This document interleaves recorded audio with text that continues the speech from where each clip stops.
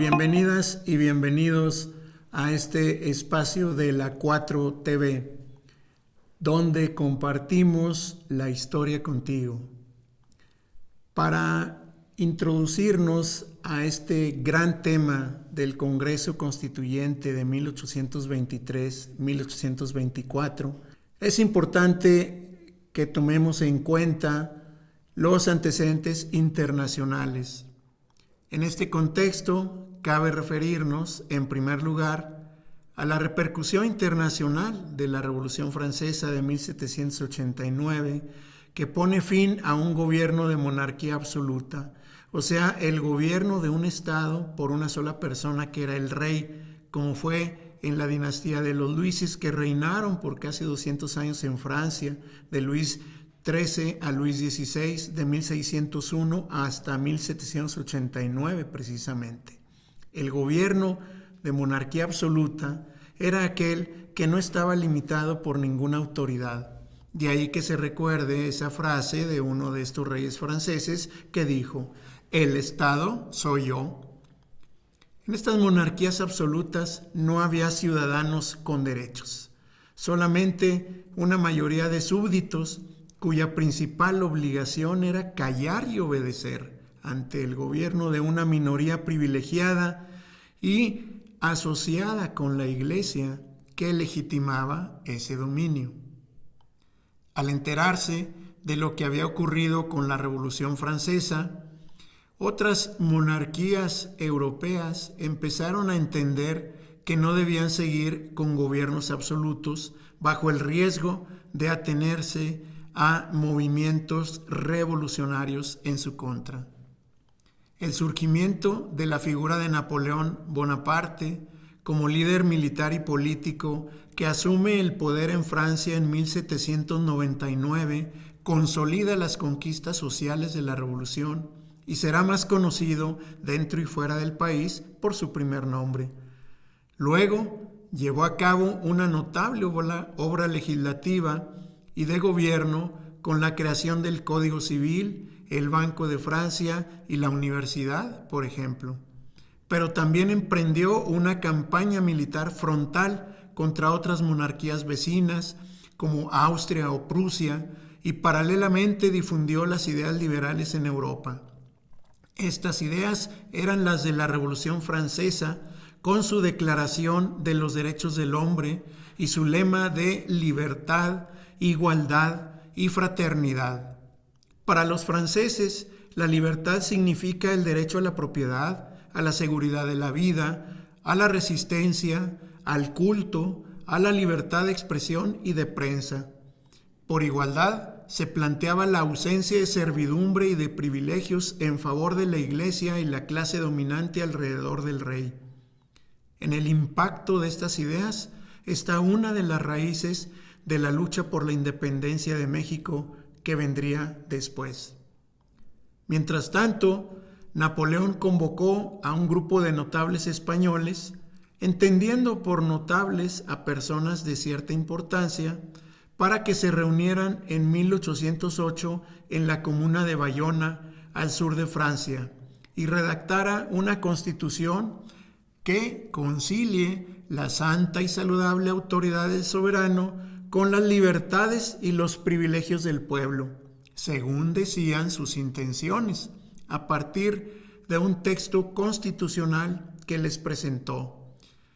Luego, en lo que sería el Estatuto de Bayona, publicado el 6 de julio de 1808, considerada como la primera constitución para España, su convocatoria incluía la participación de 6 representantes de los habitantes de territorios hispanoamericanos con voz y voto, lo que nunca antes se había dado. Como la convocatoria se publicó en mayo para que se reunieran en junio, no dio tiempo de que dichos territorios pudiesen enviar a sus representantes y se optó por elegir a personas nacidas en ellos y que residieran en la península en esos momentos. Como representante de la Nueva España fue nombrado el doctor José Joaquín del Moral y Saravia, originario de Tehuacán, Puebla, pero radicado en Madrid desde 1800, cuya formación era de canónigo. Por su parte, el doctor Jorge Chaires, profesor investigador universitario, quien ha sacado a la luz la historia de este personaje olvidado, tiene a bien precisar que muchos y muy diversos factores fueron los que se entretejieron para impulsar el movimiento independentista de nuestro país. Dentro de este entramado causal, la Constitución de Bayona y la participación de José Joaquín del Moral en su redacción jugaron un papel trascendental por lo siguiente. Primero, porque participó en el primer ejercicio constitucional para España y en cierta medida también para México. Segundo, porque fue la primera vez en 300 años que los habitantes de Hispanoamérica fueron representados con voz y voto en la metrópoli para participar en los asuntos del reino. Tercero, porque se le puede considerar como el primer diputado mexicano. Y cuarto, porque propugnó para que se reconociera expresamente en el texto constitucional la igualdad de derechos entre los españoles, peninsulares y los habitantes de las colonias de América. Hay otros valores agregados, pero me detengo en este último, que es el de la igualdad de derechos, porque es un concepto legislativo que no se agota y sigue reclamando vigencia hasta nuestros días como demanda social. De acá de este lado del Océano Atlántico, 1808 también fue un año crucial por la repercusión de los acontecimientos españoles que tendrían amplias consecuencias en la Nueva España. Francisco Primo de Verdad, síndico del Ayuntamiento de la Ciudad de México, propuso la creación de una junta de representación encabezada por el virrey José de Iturrigaray. Dijo Primo de Verdad: en virtud de haber desaparecido el gobierno de la metrópoli, el pueblo, fuente y origen de la soberanía, deberá reasumirla para depositarla en un gobierno provisional que ocuparía el vacío causado por la ausencia del rey legítimo Fernando VII.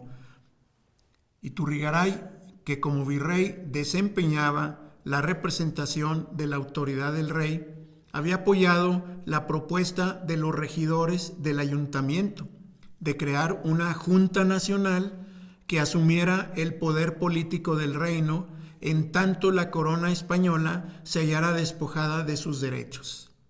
Esta iniciativa fue interpretada como un intento independentista que atemorizó a la audiencia, que era la entidad que representaba los intereses peninsulares en la Nueva España. Por su parte, Fray Melchor de Talamantes había presentado al ayuntamiento su proyecto para la realización del Congreso Nacional del Reino de la Nueva España, para que asumiera plenamente el poder con todas las atribuciones correspondientes. Pero el 15 de septiembre de 1808, Gabriel de Yermo, prominente comerciante de la Ciudad de México, encabezó un golpe de Estado que destituyó al virrey Iturrigaray, aprehendido junto con Primo de Verdad, al que asesinaron en la cárcel del arzobispado. En tanto, Talamantes era enviado a prisión, donde moriría después. Así fue como aquí se canceló la vía pacífica y se desencadenaría la lucha armada exactamente 2 años después, con Miguel Hidalgo encabezando al pueblo en la lucha insurgente. Tales fueron las consecuencias que tuvo la invasión napoleónica a España y su repercusión en México. Pero esta historia la continuaremos en la siguiente parte de este espacio, de la historia contigo.